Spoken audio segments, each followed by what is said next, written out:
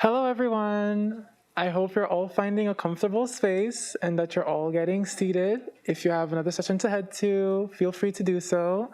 But I also invite you to stay for our current session, which is going to be Open Data Discotech, a group of lightning talks on the topic of open data and within the sphere of open data. I'm really happy to have all of you join us here today. This year, School of Data is closing out Open Data Week. And throughout the week, we've seen so many amazing talks centered around on the fringe of or in the center of what we all consider open data, data that is freely accessible and usable to all members of the public. And throughout this week, and as we close off at School of Data, I'm reminded of the multiplicity of data, and of course, that includes open data itself, and the fact that data really is what you make of it. And so today, I'll be your host. I'm Dimitri Mimi. I work at BetaNYC. I'm a civic innovation apprentice. And we love open data over here. We have an ambassadorship that introduces open data to members of the public in partnership with the Mayor's Office of Technology and Innovation, OTI. And it's a really lovely part of our data sphere that deals directly with access and with making equity happen in tech spaces, and that's really wonderful. And throughout these talks today, what we're going to see is what people have done within their respective corners of the civic tech community, within the civic tech space, with just being the right people, having the right teams, or even just having the right ideas to get something started and kicked off and turn it into something really wonderful and that has a lot of potential. And so some of these people include people at BetaNYC. Some of these include other incredible teams that have been working across different spaces, different stakeholders, organizations to create really wonderful things. And that's what they're here to share with you today. And the stars of the show are going to be our 5 awesome speakers, Eric, Lizzie, Jonathan, Joel, and Kyla, whom you will soon meet. Just to give a brief run of show, we're going to get started with our first speaker in just a couple of minutes. And soon after that, we're going to go through the rounds and just see what each of them have to share with you today. I won't spoil. They're all very diverse and interesting subjects that deal with all sorts of different aspects of equity and different topics within the tech space. And it's really, really a treat to discover what you'll see in each of these sessions. After each speaker has had their turn, sharing their little piece of their tech space with you, we're all going to reconvene here and have a Q&A. So I encourage you to keep your questions deep in your heads and in your hearts, and as soon as we've heard from each speaker, you guys are encouraged to share that out, and we'll all sit here at the center of the stage with microphones and get ready to take your questions and clarify anything that comes to mind. But the most important thing is that I want you guys to just keep an open mind and to just stay open to what these speakers will share with you today. And, you know, who knows? You might be inspired. You might want to reach out. Anything can happen. And so within this celebratory spirit, I'm going to now hand off to our first speaker, Eric Brown. He's our associate here at BetaNYC, and he's going to be sharing with you something that he's put a lot of effort and care into.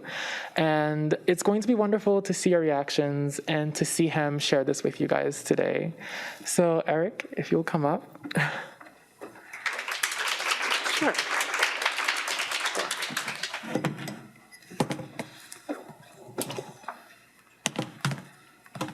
Cool. So,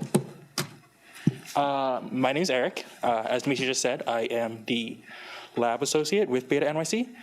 I'm also a senior at Fordham University, where I'm studying computer science, American studies, and data science. And today I will be presenting to you guys on centralizing community board calendars. So, I wanted to start things off with a story. What you see on the screen is an SUV parked outside of the Brooklyn Community Board 1 office. This SUV actually tells a story of democratic irresponsibility, and I felt it was proof of a greater need for community engagement. So I'm sure that everyone who knows and is familiar with the story already knows why I decided to start with this, but for those who don't know, this SUV is important because according to the city, this SUV was actually purchased by the then community board manager, Cheryl Esposito, using $26,000 of taxpayer money. The vehicle was then spotted parked outside of the home of the board manager overnight, potentially showing that it was being used for personal use. This money was distributed by the city council to help volunteer boards across the city during lockdown back in 2019.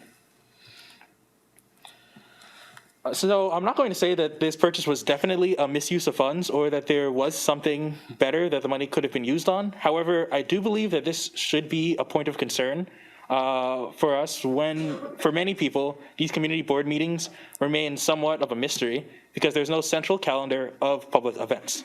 Economists note that this might be a sign that someone should create one, and so that is what we set out to do. So the problem that we set out to address is the lack of a central hub for community board meetings, and we hope to solve this problem through the creation of an online centralized community board calendar. There were a few criteria that we hoped to judge our final product on. We wanted this calendar to be public, meaning that everyone who wanted access to it would be able to have access to it. Intuitive, so it is both easy to understand and use, and citywide, so the calendar has the calendars for all 59 boards. And we also wanted the calendar to be real time, so it updates as the community boards change their meeting information. So the way that we did this was a combination of a few different tools. Mainly, the main thing that we used was web scraping to gather all the info on each meeting from each of the individual 59 community board websites. We then saved all of this information to a SQL Alchemy database that we hosted locally. This database was then continuously updated using GitHub Actions so that we always have the most up-to-date information. We then plan to access this database and display all the available meetings on an easy-to-navigate UI. So the largest challenge that we ran into was that there is no standard for how community boards report their meetings. So over the next few slides, I plan to go over the process we used to scrape each of the different mediums and some of the different challenges that we ran into while scraping the calendars for each of the different community boards. So to start out, let's take a look at Google and iCalendars. These community boards were used embedded Google calendars or iCalendars into their websites, and scraping these calendars was actually relatively easy. So both iCalendar and Google calendars can be accessed as ICS files, which can then be opened through the URL lib library in Python. Then we used the iCalendar library released by Clone to iterate through each of the events. We then saved each event to our SQL Alchemy database. A lot of this code actually came from another BetaNYC lab associate, so I wanted to give a shout out to Srijana for her contributions to this project. So next up, we can take some time to look at HTML calendars. These community boards use simple HTML on their websites to display updates on their meetings. Scraping these calendars was not quite as simple as the Google calendars, but still it was relatively simple. If you take a look at the example I have up on the board, then you see that there seems to be a uniform way that each of the different meetings is actually presented. We also noticed this pattern, and this pattern is sort of how we framed our entire scraping. So as I covered in the previous slide, the key to parsing this information lied in the formatting of the text. To pick up on these changes in the formatting, we used the Beautiful Soup library to access the underlying HTML of each page. We then were able to pull out the label of each text. We were then able to label each text based on its tag as a meeting title or date or description. And finally, we use regex to pick out the key pieces of information such as meeting dates, times, and Zoom links. And then the same thing, after that, it was just saved to our database.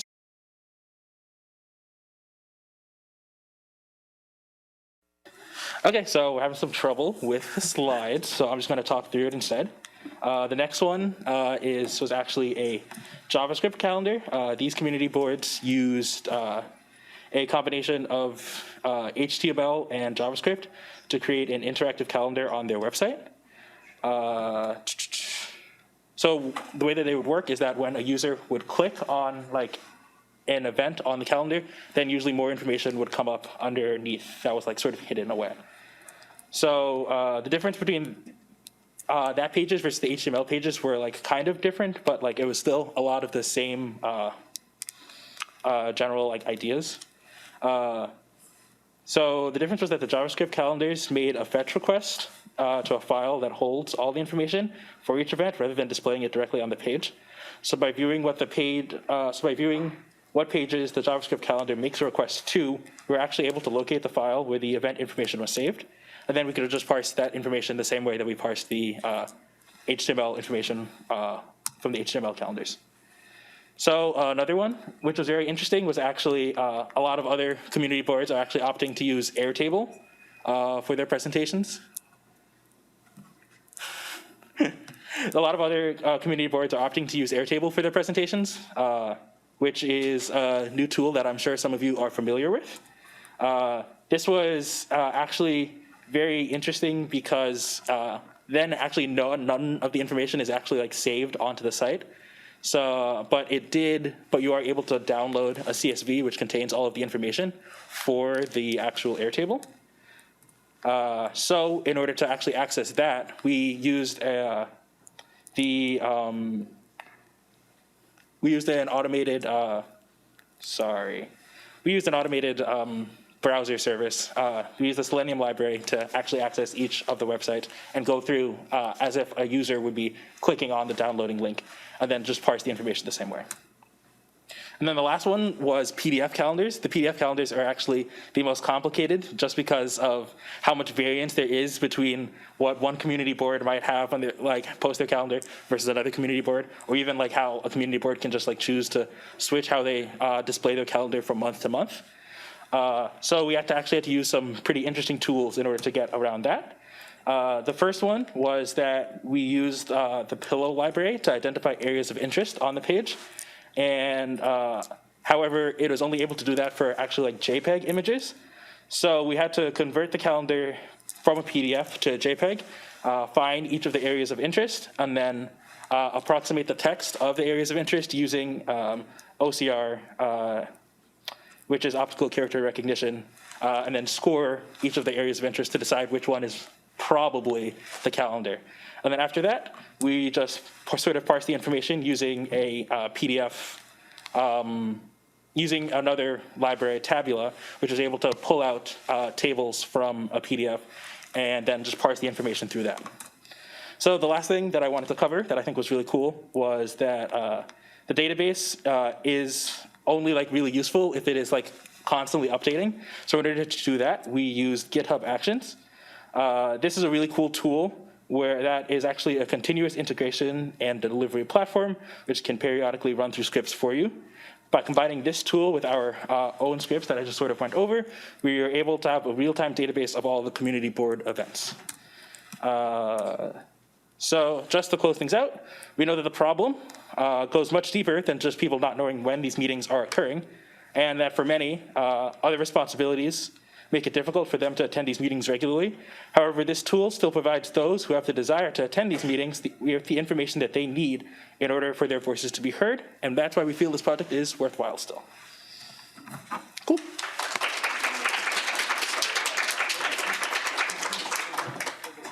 Hi, everyone. Good afternoon. My name is Lizzie Alvarado Ford, and I'm a solutions engineer at Retool.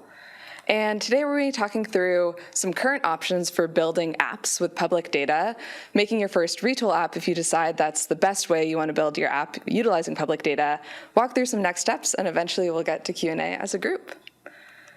So to start off, I thought I would also tell a story similar to Eric. So I was walking through my neighborhood the other day, and I came across this chicken coop, actually complete with a coin-operated feeding station. Highly recommend going. It's in Prospect Heights, lots of fun. And it really got me thinking about where are all of these placemaking sites throughout New York, whether they're murals or other chicken coops, or just places that really make neighborhoods unique. And I think a lot of times these individual, maybe crowdsourced places throughout New York, although they're very important to neighborhood identity, are a lot of times missing from our handy-dandy open data portal and tools. And so I started to think, okay, what if I were to combine in a public data app something like a parks properties data set and crowdsource information about placemaking sites throughout the city? And because these chickens are very technically savvy and require a lot from my public apps, they're looking for graphs and charts and forms and tables and databases and data transforms and APIs and logs, and who am I to tell the chickens no? So it started to get me thinking, what are my options for building a public data app? Really, I think they fall into two categories, one of them being some basic requirements. So you're working with a single data set. You don't have to do a ton of transforms. You just have a few UI elements like a form, and you want to display data in a table, for example. That we can accomplish really easily and well right now with Airtable and Sheets and Forms, as well as the NYC Open Data portal, and we don't need to overcomplicate things. But again, I'm looking to make a little bit more of a complex app. I want to connect to things like APIs. I want to display data in a bunch of elements, from graphs to charts, to tables to forms, to calendar elements. And I want to aggregate a bunch of data, maybe even set up some of those automated workflows that Eric was talking about, maybe make a mobile app or store data in a database as well. For that, I really have two options. Either I build it totally from scratch using a framework like React, Angular, Vue, or I build it in Retool, which is what I'm going to be advocating for today. So some of the downsides of my first option. If I choose to build totally from scratch, I'm going to have to manage a bunch of infrastructure and services. I'm going to have to think about how to integrate with all of these data sources and even make CSS style sheets, right, just for a basic open data app. That's where Retool comes in. Retool is a faster and simpler way to get closer to that build from scratch feel, and makes it faster and easier to build tools that still meet a high bar that even the chickens would approve of. Faster and more efficient building. So how does Retool work? First, you connect and write to any data source, as well as read from any data source. Then you drag and drop out-of-the-box components, so you don't have to build them yourself. You connect them, those queries and those out-of-the-box elements, customize with SQL and JavaScript, and then you have working apps much, much faster. So let's go through building your first Retool app. First, you sign up. Everyone gets a plan. There's a free plan. Next, we're going to drag and drop some elements like tables and calendars and everything that you could really want into the main frame. Then we're going to write some queries. So for example, I want to connect to the parks properties data set. I take that endpoint, put it right into Retool, and I'm returning all or a limited set or a filtered set of those parks properties. Next, I need to connect those components and the queries with a single string of JavaScript, statement of JavaScript, and then I'm going to add a theme. So we don't have to mess around with CSS style sheets at all, and then we're ready to publish and share. So for example, I built this app utilizing Retool that allows me to search that open data to find a specific park, see it on a map, for example, but then also display some data too with some very basic charts and graphs that could become even more complex, and then crowdsource some information from other folks throughout New York so that I can find other spots like that throughout the neighborhoods.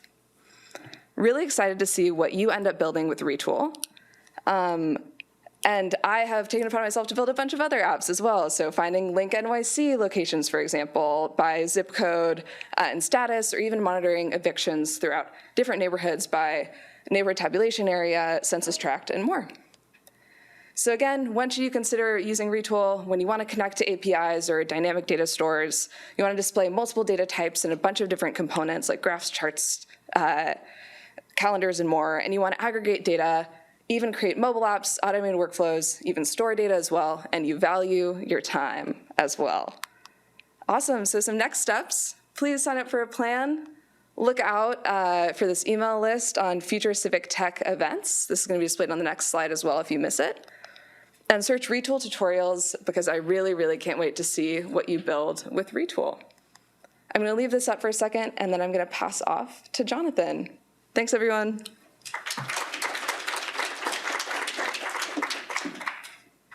All right, so hello everyone, I'm Jonathan Gao, and I'm going to be presenting NYC Aware, which is a project I did to visualize weather and collision data for safer streets.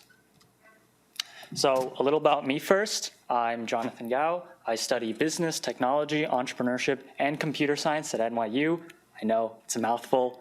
And I'm interested in the intersection between business and technology in a lot of growing industries.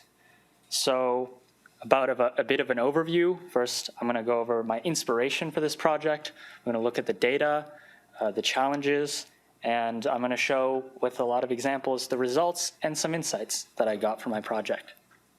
So first, the inspiration came from my personal experience transporting myself around NYC.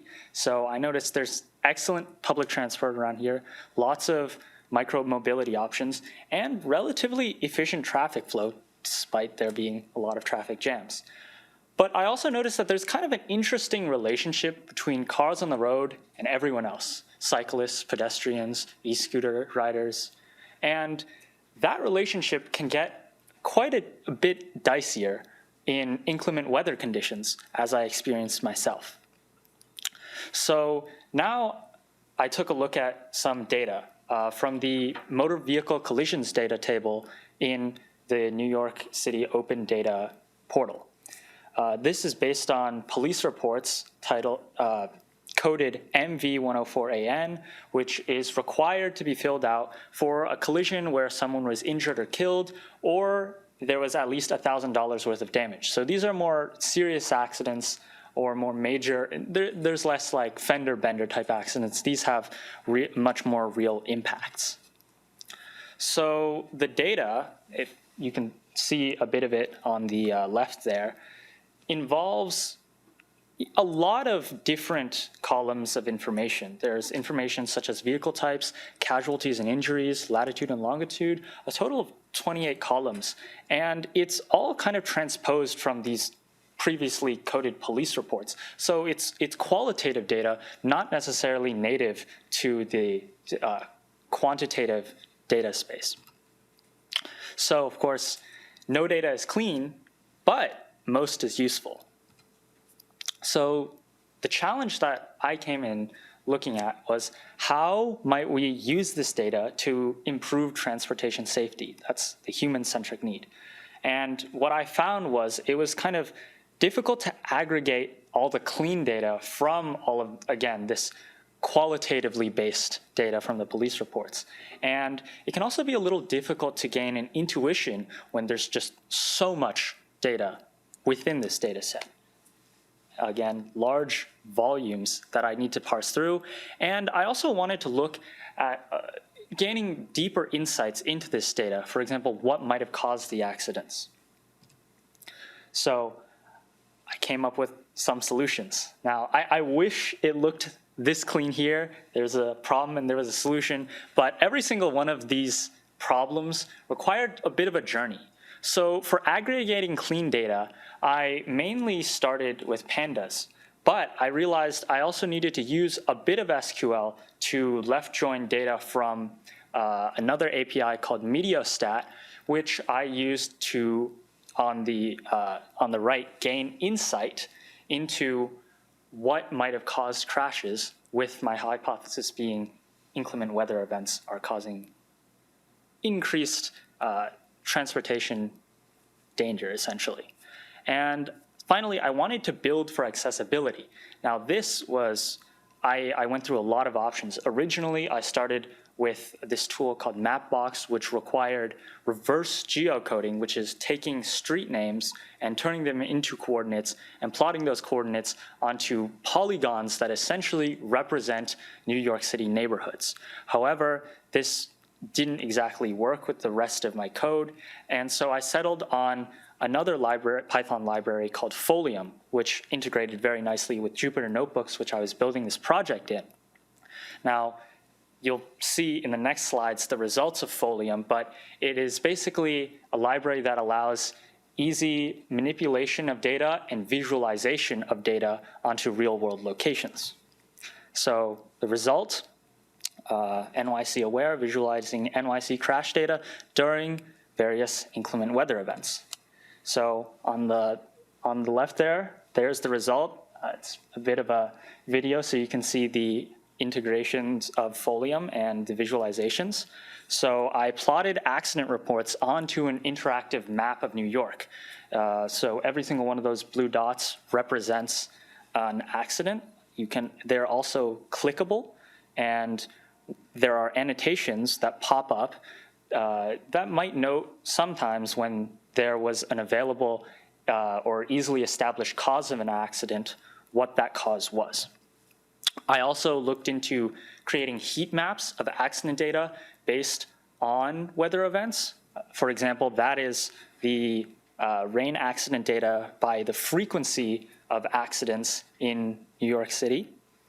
You'll see certain locations are more dangerous than others. I also created heat maps of accident data based on injuries, so the real impact. You'll notice that this is plotting accidents during rain, similar to the last map, but it has different hotspots based on where it might be most dangerous or where intersections caused the most injuries when an accident occurred.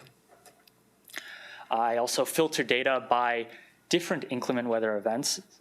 For example, ice accident data, which is plotted around New York City. And I compared these maps for insights. For example, I compared the two maps. These are both ice accident data maps, comparing injuries and accident frequency. And you'll notice that they're quite similar.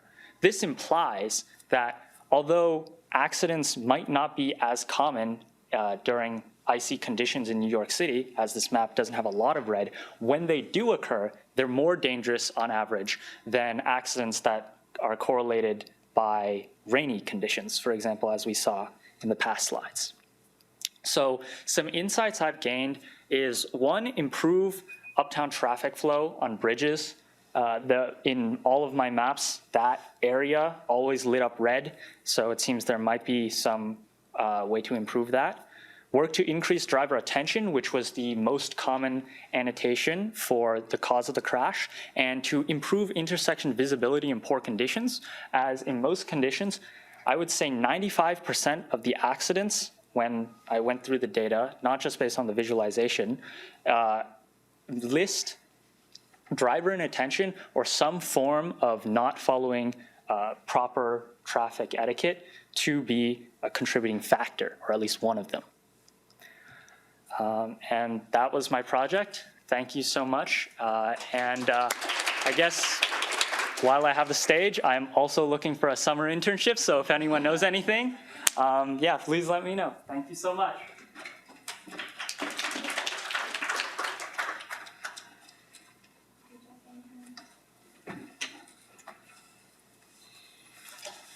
Hey, good afternoon. Let's see now. So I'm here to talk about APIs for the people, or what I want to like to call the answering people interface. So I'm sure in this audience, this definition is not needed, but as I wanted to call out that this is basically people thinking like machines, right? And in this day and age of ChatGPT and everything else, AI, I think it would be great if we can just give answers, right? And we're really blessed here in New York City. We have this great open data portal. But at the end of the day, if you want to interact with the SODA API, even with the tool like Lizzie's Retool, you still have to have a little awareness. I mean, we're making all these new tools to really make getting answers easier, but sometimes a community board member just wants an answer, right, without having to interact with the portal. They don't necessarily have the background or the programming skills to really get the data, right? I just want the answer, and now I want the answer now. So like I said, we are blessed with all this big open data here in New York City. We have a tradition of open data even before the open data law, like Noel pointed out earlier today with COPIC, with the Green Book, with the data dictionaries. Even this was before Obama. This was before Tim Berners-Lee called for raw data now, which gave birth to open data, right? So we're really, truly blessed. But can I ask quick answers? I just want my answer. I want it to be fast. I want it to be repeatable. No specialized skills required. I just know Excel and I know to click a button, right? And it would be good if it's open source, so I don't need to pay anything. And I just let them have the big data I just want small data answers. So my company was born of open data. We tried doing something like this 10 years ago. Oh man, 10 years ago. With what we built, NYCpedia, and what we did with that is we compiled neighborhood indicators. So we said, okay, people are interested in crime data, people are interested in accident data, and then they know things like their neighborhood. They don't necessarily know their precinct. They don't necessarily know their congressional district. They just want to see, oh, I live here. What can you tell me? So we did something like that, and when we got acquired by OpenGov, it was open source. They didn't want to continue it, so it kind of died. And now, like I mentioned, we people are kind of getting scared with ChatGPT.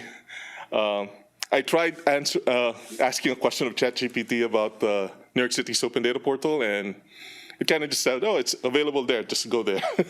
It doesn't really answer it yet. Maybe ChatGPT 10, when 4 just came out. Last year, I gave a talk about this thing that we built. We built this tool. We were hired by a hedge fund to catalog all their data, not open data, older data behind their firewall. And we built a crawler that basically crawled all their databases, compiled all the metadata, and then pumped it into a data catalog using CCAN. And we built a tool for that. They're still using that thing, but thankfully they said, okay, you can open source it, and we came up with this thing called QSV. It's what I call a CSV data wrangler. When I first gave a talk last year, I promised I was going to give recipes, and I ran out of time, and so now I'm going to make good on that promise. So the good thing about recipes, as you all know, is you don't need to be a chef. You don't need to be really good with knowing how to mix things. Somebody did the hard work of putting it together, and you just copy the instructions. And we want it to be even simpler than that. We want just somebody to click a button, it spits out the answer, and then you load it in an Excel file. So, that's why the chef hat. So here's the question that I was trying to answer. So if you go to New York City's Open Data Portal, there are very popular data sets. And sometimes you can correlate them to like this job application filings breakdown.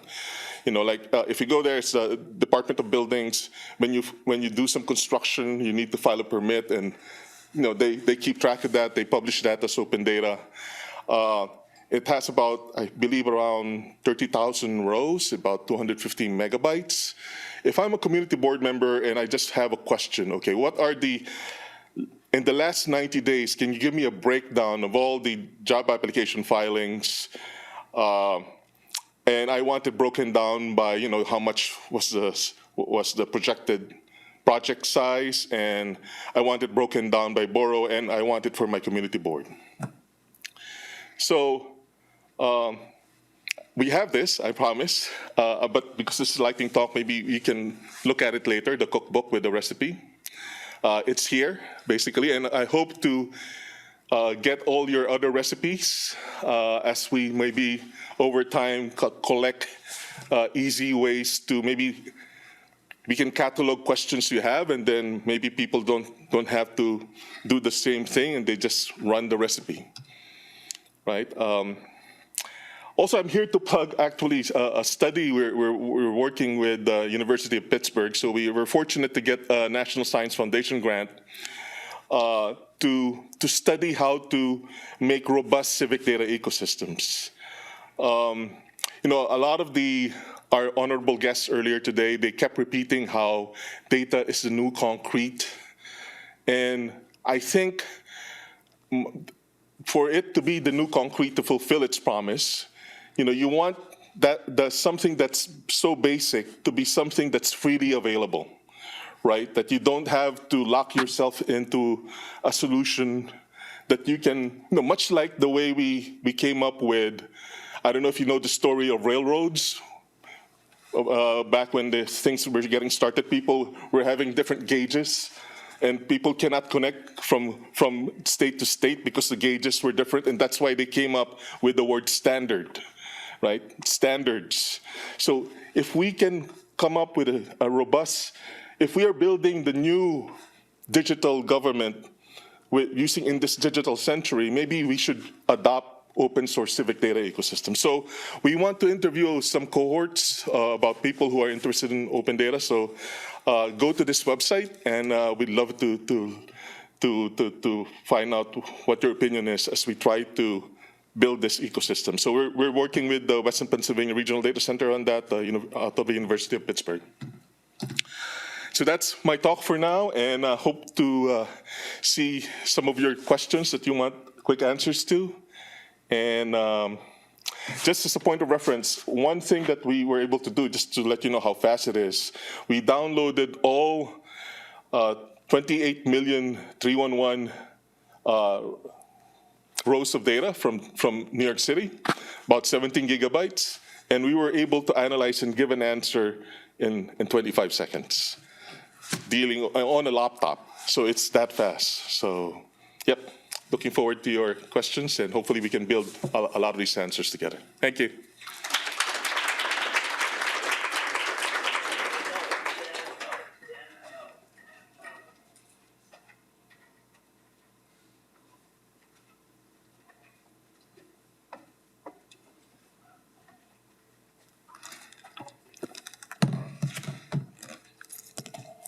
Ooh.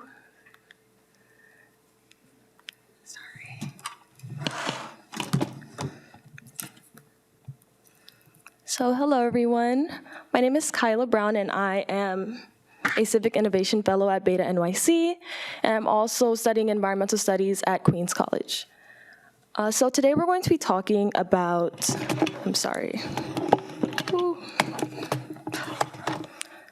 So today we're going to be talking about mapping. As a fellow, my equity mapping project is part of a partnership with the North Brooklyn Parks Alliance and Council District 34. And so as a fellow, I am responsible for mapping amenities and street structures in publicly available spaces. So affluent areas, affluent areas often have a comprehensive online record of neighborhood features. So we're focused on mapping areas that are lacking this level of detail on a platform called OpenStreetMap, or OSM. So neighborhood parks are extremely important, and living spaces are also essential to the well-being of residents. And it's important that information on the condition of these areas is available and people know how to navigate them. So yeah, we map structures like green spaces, playgrounds, water fountains. Water fountains, lighting fixtures, bike racks, curbs, water fountains, and buildings like community centers and housing. And these features show up with little graphic icons on OSM as seen on this screen here. We have been working in North Brooklyn, so as fellows take our beloved friend, the L train, to our general site area, get our clipboard set up, and walk over to our mapping site. And sometimes we get questions from people or looks of curiosity because we look very engaged, and some people have also even voiced their own personal concerns about their areas to us. So we document these features on our field papers. As seen here, these are two of my actual field papers. And these are much more convenient for us to use when we're on the go and out in the field. And then we map these features as points, lines, and polygons in OSM remotely. So yeah, our earliest mapping sites were all centralized around East Williamsburg.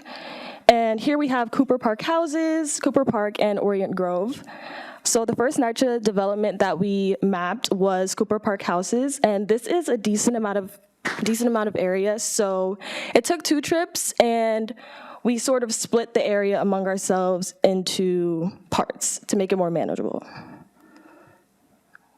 So yeah, we mapped benches as points and documented details like how many people could fit on the bench and what material it's made of. So for instance, we can note down that a bench seats 10 people is made of metal and wood and is red, just like this one here. And the goal is always to get as much detail as possible to make this part of a growing record. Sorry. So we mapped features like stairs and wheelchair ramps as well, which are mapped as lines that are connected to walkways, also known as footpaths in OSM. And we also noted there's a building in the background that says Cooper Park Houses Management Office. So building titles are another feature that we're interested in noting down and specifying in OSM. We also mapped areas like basketball courts and documented information about the operating hours of the entire park. So yet another area we mapped is Sternberg Park, which is further into East Williamsburg, Brooklyn, and one of our most recent sites. So in addition to mapping what's inside the sites, we also map what's around it. So we walk the perimeter and get the street structures, which include the sidewalks, fire hydrants, lighting fixtures, pedestrian crossings. So yeah. So, and this is a picture that I took of Sternberg Park when we were there recently, and from the perspective of a mapper in training, and I can identify in this picture alone a bench with no backrest, a bench with a backrest, a lamp, a field, and a basketball court, which is a polygon. So this is one of the playground areas of Sternberg Park, which is mapped as a polygon, but also the structures within the polygon are mapped as play structures, within a playground, I mean, sorry. So here we can see like various climbing structures, and also multiple slides were out of the frame of this picture. So this is a little swing area. It's kind of from a side view, so you mostly see the like description of the playground. But in a swing area is yet another polygon, and we could see like a street lamp, swings for children, and an accessible swing. So these are all important features to note down in the tags of OSM, so that data can easily be found when running an analysis. And also the grass areas surrounding the perimeter of the park are yet another polygon. So once we transfer all the data we've collected onto OSM, the edits are immediately reflected on the map, which is useful to start innovating ideas for that area. It's amazing that these areas that were once pretty much void of any information on the features are now filled with points, lines, and polygons. Also, OSM is an ever-growing community, and we are grateful for the users who take the time to verify our edits. So yeah, the areas that we've mapped are all valuable places that should be preserved and represented and heard. Nevertheless, we are coming to these areas as outsiders. The people who live in these areas have a very deep understanding of their neighborhood and how changes to it will impact their lives. So it's important that we understand the viewpoint of the community members and utilize their input as much before making decisions. So smaller neighborhood parks and areas that house marginalized groups deserve equitable funding to adequately provide for the needs of the people in the community. And community leaders and members can advocate for change with the data, such as fixing sidewalks, fixing lighting fixtures, or even take on an urban planning perspective where they could determine which features could be added to improve the quality of life in that area. So yeah, getting geospatial data by surveying is one of the best ways to get accurate information, and it's essential that we do this field work, and I encourage you all to go out and map for equity. Thank you for listening.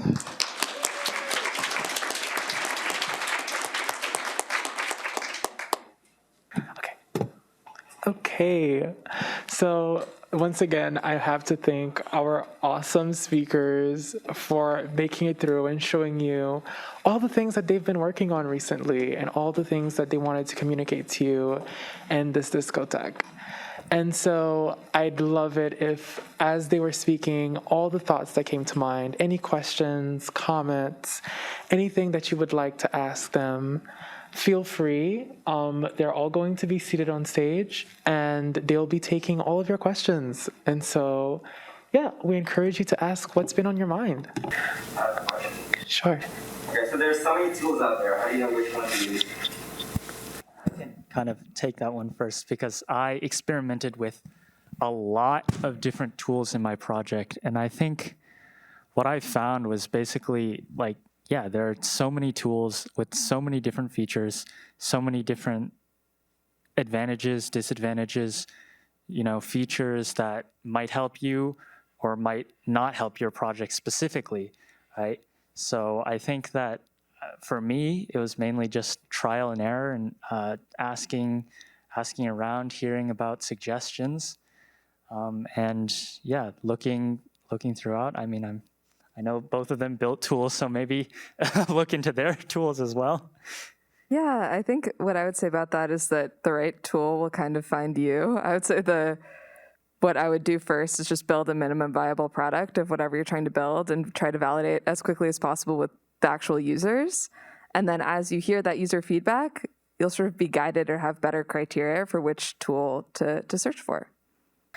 And the reason why we built what we did was, you know, there's always a place for different kind of tools depending on your use case and your requirements. But we often found that there were people who were just interested in the answer, right? And they didn't need to log in, do single sign-on, or click on a chart. They just want, give me this KPI, this indicator. I just want the indicator. So that's what the use case we optimize for. A question for Joel. You mentioned developing something based on a 311 data. Obviously, that is a massive data set.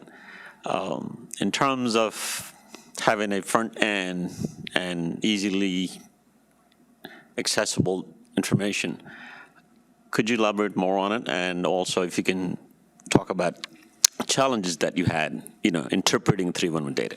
Yeah, with the tool we built, our ambition was, I don't know if there are people in the room who are familiar with core utils.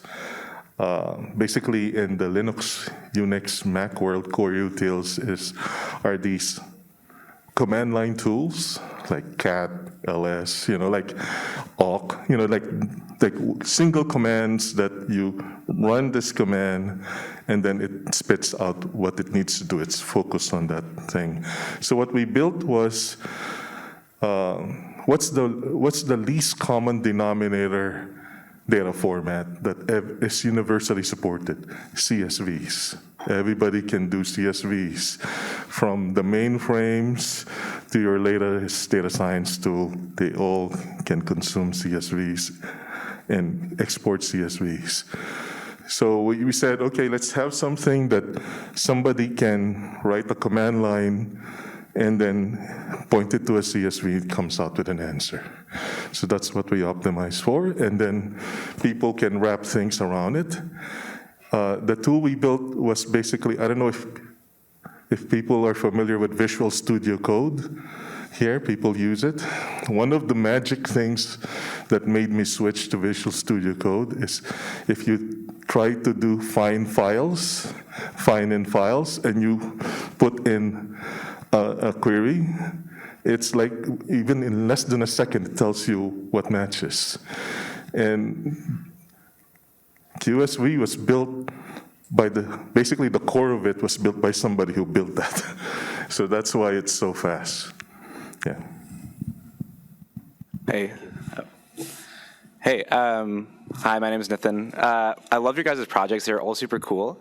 I'm curious, I know like most of you are doing this as like not as a full-time thing, as a side thing, but I'm just out of curiosity, if you had like more resources and more time, or if you like, how would you want to take this project to the next step?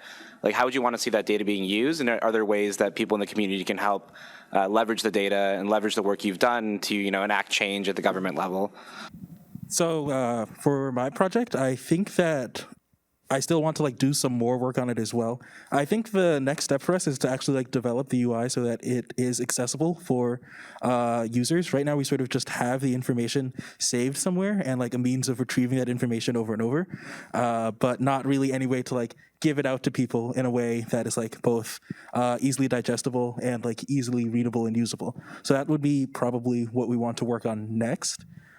Also, we wanted to incorporate a open data set, which was released, which actually lists the general meeting and the council meeting for each of the different community boards as well per a month. So by incorporating that, we can like sort of both confirm our own information and see if like there is any discrepancies between that open data set as well as our what we were scraping from their websites. So that would probably be the next steps. After that, I think it would just be sort of cool to see what other people in the community are able to do with that. If like any of the tools or scrapers that we developed could be used to scrape any other meetings. There are a lot of different like volunteer councils in New York City. There's the community education councils, the community boards, lots of different things. So maybe these tools could be used to sort of develop even larger calendars and make these meetings, which are somewhat of an enigma for a lot of people, even more accessible. Well, I had a follow-up question for you, Eric. Have you explored what it would take to get the community boards to standardize how they publish their meetings? That was something that we discussed, Z and I, but we are not really sure. Some of the community boards, I think there were like 3 or 4 of them whose calendars had not even been updated in like months, if not like over a year. So to then like ask them to like put in resources to update it or to standardize it seemed somewhat unlikely. So we thought that in the interim between this and hopefully some sort of standardization measure that happens in the future, this can be something that at least offers people who want to get involved a means of getting involved. But hopefully, maybe this tool can inspire some sort of legislative change or something to encourage further standardization between how community boards actually report their meetings. I also think it's really cool that you said that the tools could be used to potentially like scrape data for other types of meetings, which obviously wouldn't get standardized by community boards doing it. So I think that's very cool. Hi, my question's for Kyla. I know your project, obviously you did one small snapshot.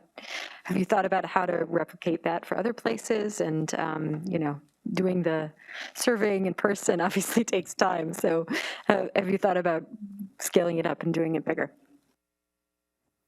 Yeah, so I think that it comes with numbers. There's only about 6 of us fellows, and not all of us can coordinate at the same time to be at the same sites always. So we do what we can, honestly. It would be great to have more people on board, and that's kind of our goal ultimately, is to get more people to want to do this and to want to be invested in their communities. So I would love to see more people like surveying their neighborhoods. It's really interesting to walk around on foot as well, even though sometimes maybe the weather conditions may not be the best or other circumstances. Being around your neighborhood and actually going out in the field, there's nothing quite like it. You kind of have to do it to really get that level of detail and granularity. I have a follow-up question for Lizzie over here to your right. What are the other things that you would be wanting to map in regards to civic engagement besides the chicken coops? Chicken coops are very important, but seems that I've solved for that problem. And yeah, I care about placemaking sites generally. I think that there's so much hidden in plain sight, to use the data and design tagline in New York, and adding that into the public knowledge is really important to me. Outside of that, I've been really interested in mapping eviction and housing data, which I previewed a little bit, as well as some CCRB and police-related incident data as well. I'm really interested and excited about Retool as a potential organizing tool for both collecting and displaying data as well as a data aggregator to help scale civic developers' existing work.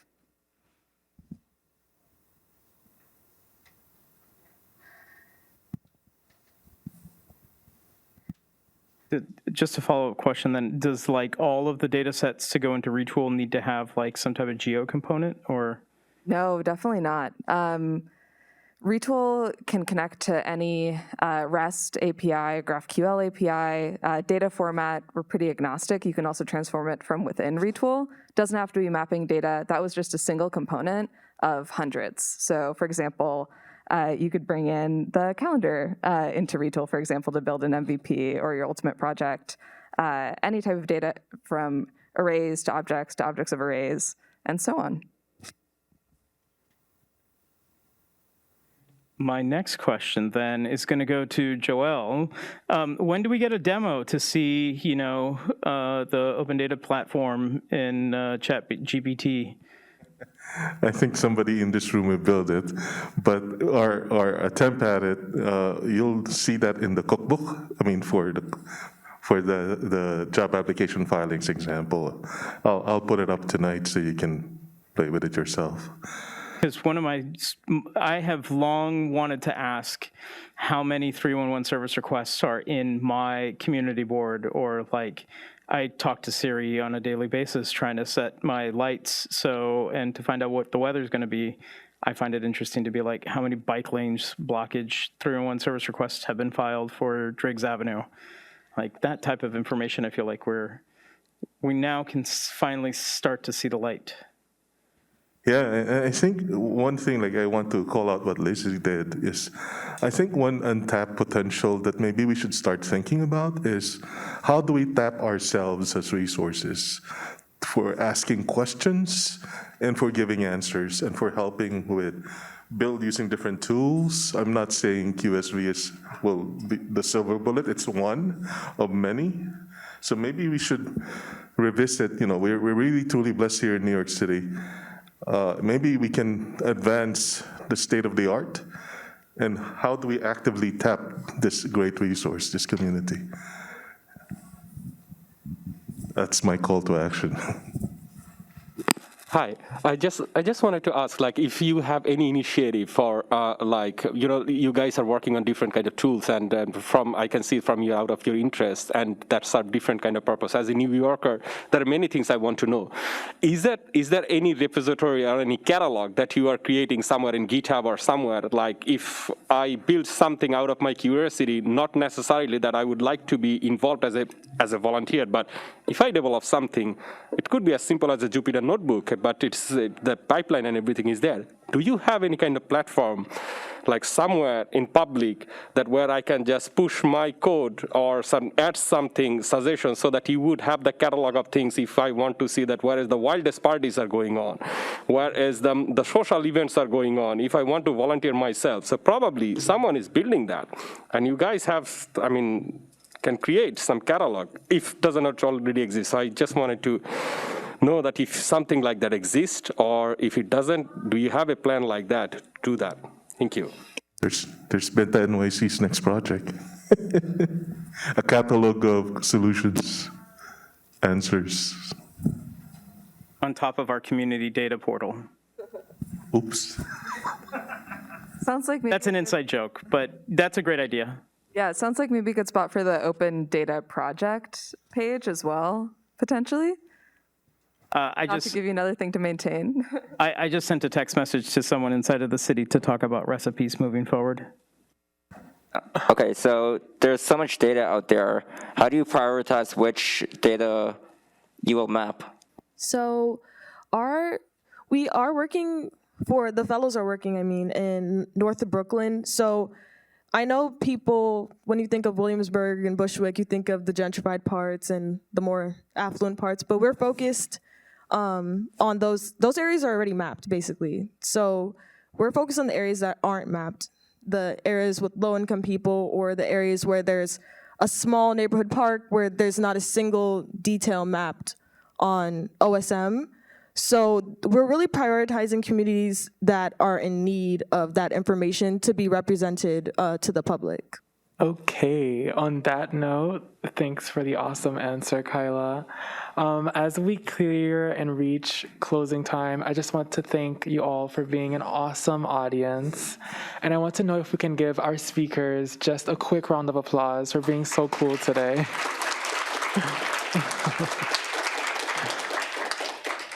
Thank you all so much. And if you have more questions and you want to talk more, feel free to chat with your speaker. They're attendees just like you at this conference.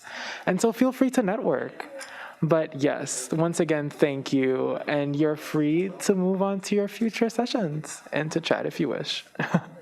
Thank you all.